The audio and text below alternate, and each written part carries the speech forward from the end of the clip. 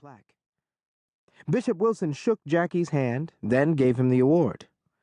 He was about to relinquish the podium to the Man of the Year when he heard a woman shout, "Bishop! Bishop, I'd like to say a few words if you don't mind." The bishop smiled his approval when he saw the woman. "Sure. We'd be glad to hear a few words from you, Deaconess Moss. I mean, after all, who knows Jackie better than his wife?" There was another round of applause as she got up from her seat in the deacon's row and slowly made her way to the pulpit.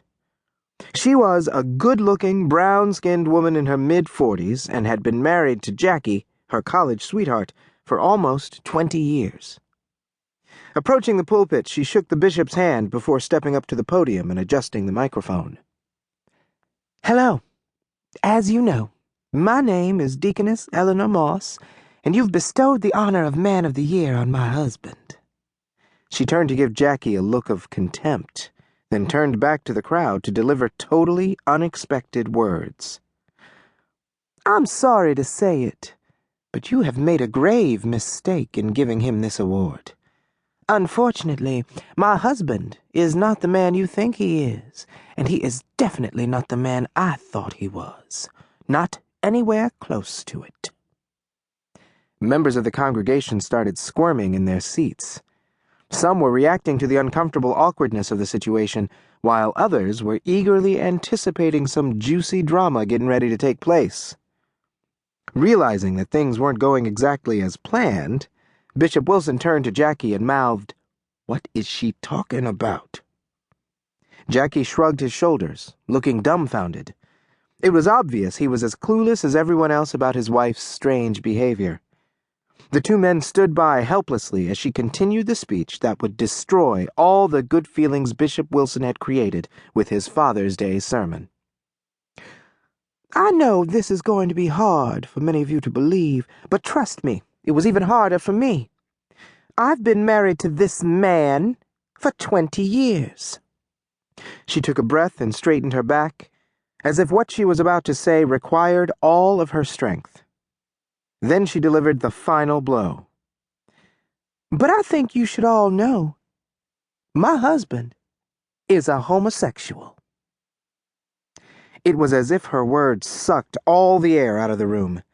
The entire church went silent, except for one woman who shouted, "Shut up!" sarcastically.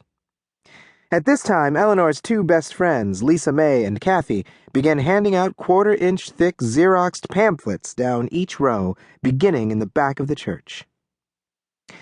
"If you look at the pamphlets the sisters are handing out," Eleanor continued, "you will see copies of my husband's journal, which I found hidden in the ceiling panels of our basement, along with some pretty filthy Polaroids.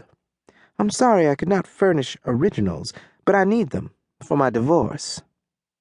The highlighted entries show affairs Jackie has had with different male members of our choir and congregation.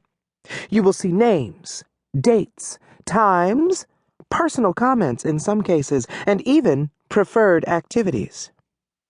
I know some of you will be upset by this, but I honestly believe it's better to know now rather than later. I myself am about to get an AIDS test." Her business complete, she turned around, walked up to her husband, and slapped him across the face as hard as she could before she walked out of the church. The congregants, who had now all received copies of the pamphlet, were furiously paging through them. As the sound of rustling pages and confused whispers filled the sanctuary, Bishop Wilson stood, slack-jawed, staring at the man who had been his choir director for 7 years.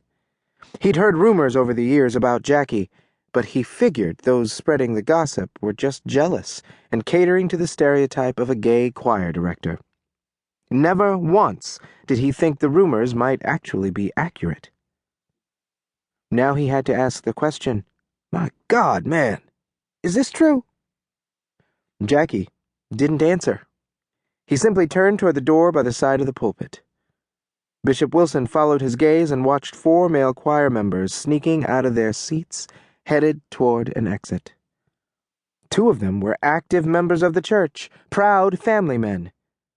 If someone had told the bishop that these men were involved in homosexual affairs, he would have placed wagers against it.